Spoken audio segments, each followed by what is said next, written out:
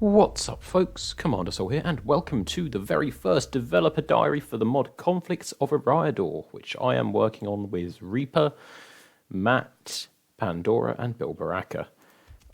This developer diary is going to be structured in much the same way as the Divide and Conquer developer diaries, with a campaign map side and then a battle map side. There's not much to talk about on the campaign because we don't change anything with the maps, or at least we haven't yet. And besides that, most of the changes that this mod is going for are done by scripts, with the notable exception of this little guy over here who's taken the place of Halbarad. His name is Stan, and he's a Breelander. Let's take a look at his biography, which I wrote myself. I don't do all of the writing for this mod. That is also Matt's job. I've moved Halbarad to Ostsul here, so he's not gone, he's just been moved. Arafor, though, is gone, at least for now. The majority of changes, as I have said, are scripts for this mod, and unit updates, a couple of new units. Apologies for that. Such as the Cardinal Veterans, made by Reaper. They're excellent, and we'll see some of those on the battle map side. But the reason that I have made this today when there's not all that much to show you is because I'm also going to use this as an opportunity to talk to you about the roadmap for the mod. But before that, the scripts that I've currently done. There is a script in place for the Northern Dunedain, which is unfinished, but basically, once you restore Faunus to Rhine, you'll have a general called Pathia spawn with a unit of Sons of Numenor as his bodyguard from Divide and Conquer version 4, which Hummingbird kindly lent me the files for so that I could set up the script now. One less thing I don't need to do when version 4 of Divide and Conquer releases. Then an Angmar army will attack, and it will be a hard fight. You will want to use the forces that come with Pathia, and you will want other forces as well, or you will lose Fornost. Speaking of Angmar, there's been a lot of changes that me and the team have made to them. They have a little choice script about whether they ally more firmly with Gundabad in the north or Mordor in the south, and the people of Agandal, their lord, the Numenorians. The Black Numenorians, specifically, not the Ar-Ardunaim. Both sides of that choice will grant a general. Then we come to the Imladris script, which will be the basis of the mod, one of the main focuses, in fact. Not the main focus, but one of. They, hang on, let's toggle FOW. They still have both Eladan and Elra here on the map, or they should. Where's the other one gone? Oh, he's hiding. He starts hiding. That's why I can't see him.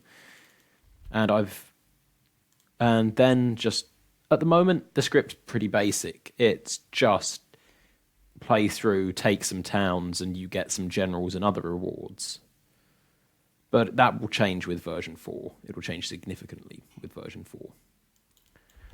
Another thing that I've done is all around the world, not just in Eriador, where the mod is focused, but everywhere, I've gone through and I have updated the garrisons. Where there should be post-barracks event troops present, such as Imladris, there now are. 1 unit of city guards and 1 unit of Noriterno archers. And then also 1 of Nanatari. In Gondor, there are some proper Gondor troops available. Linden has got a couple of Sindar units. This is all going to be balanced out in the Rebels for version 4, but hasn't been yet.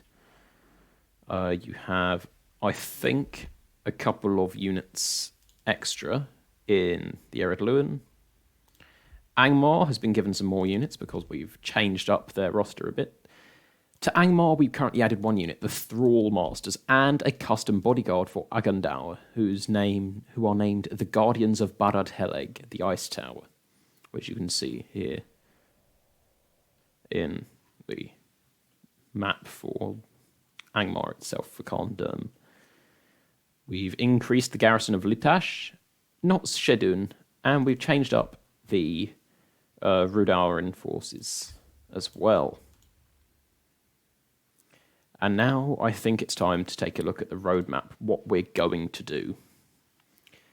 Now, this is not a final roadmap. There is a lot more than what I'm about to say here that we're going to do, but the very next thing I will be working on, other than finishing off the Northern Dunedain and Ladris scripts, is a script to do with the Scouring of the Shire.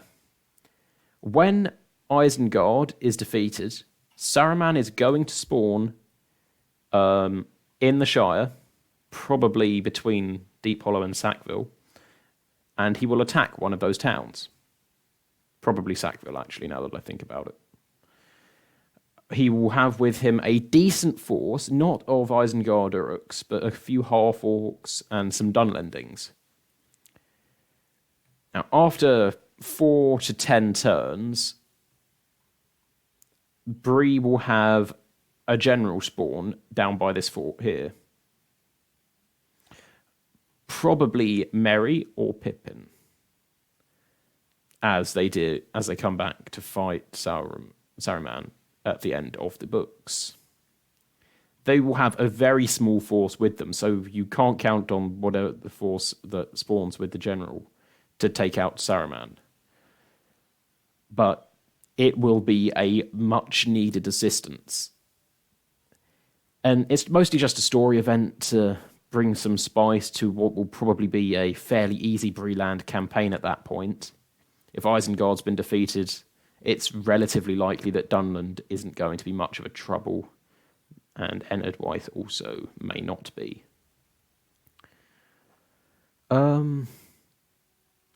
Yeah, so I think that's all of the campaign map changes and plans for the immediate future done. So I shall see you on the battle map. And here we are on the battle map. I have arranged all of the units that are for Angmar and the Northern Dunedain redone.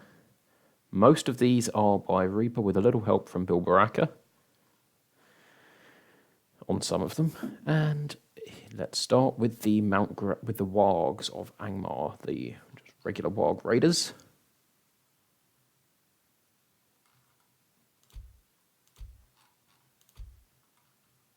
Apparently the voice lines that Reaper did aren't working at the moment. That means I'm going to have some work to do. Warg Skirmishers, you can see the beautifully done crowns on the shields. Mount Graham Raiders with some chainmail as well as their furs. Mount Graham Marauders.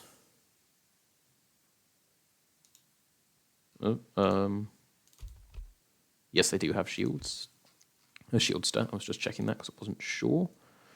Then we come on to the Angmarim units, which are probably going to be renamed, and as you can see, they're now orcs again.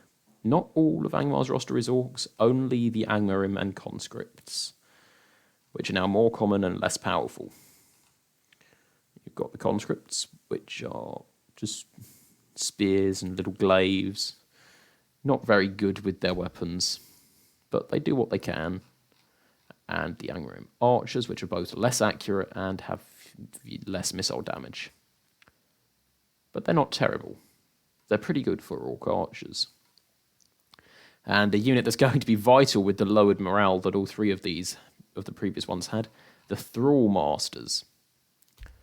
They serve as an identical function as the orc slavers that the Misty Mountains have. They have slightly less armor, but slightly better attack.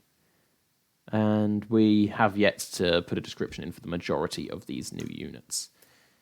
We're just waiting on Matt to finish up the writing.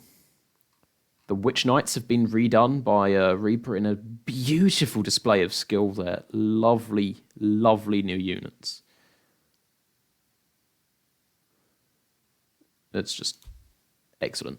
Or maybe we can't hear them because we haven't got the game moving slightly. We shall prevail. We shall prevail. Yep, we do have new voice lines. I was just an idiot and didn't notice them. Then this is Agandal's unique bodyguard, the Guardians of Barad Helig. No, don't move.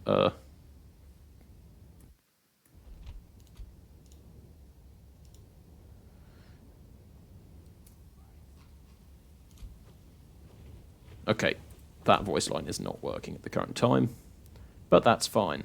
Guardians of Barad Helig there. Now we move on to the Iron Crown units, the pride and joy of Reaper's accomplishment. This is the unupgraded armor version. I have not put the upgraded armor version into this video. That you will just have to play the mod for. They're very similar units, models for all of these units, the Iron Crown Halberdiers and the Iron Crown Longbowmen as well, with excellently designed helmets. The Rudar troops are no exception to the upgrade. We've got the Hillmen here. Rudar warriors using some Rosici assets, I think. Rudar savages have been changed to be javelin throwers. We've got the Rudar pikemen and the Rudar Huskars. And I think that's all the units for Angmar, so let's move on to the Northern Dunedain.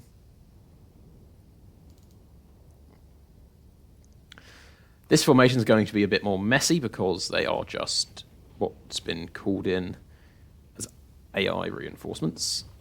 But we have unupgraded Cardlan veterans, designed by Reaper using, I think, the upgraded model for the other Cardlani units.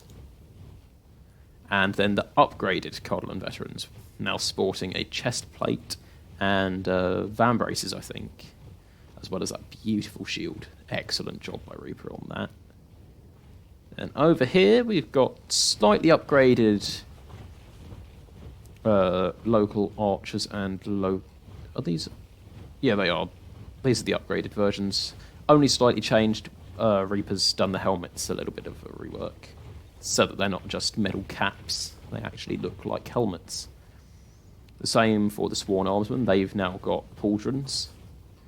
And if we can find them, the Sworn Riders, Sworn Horsemen down here, also getting the same treatment as the Armsmen.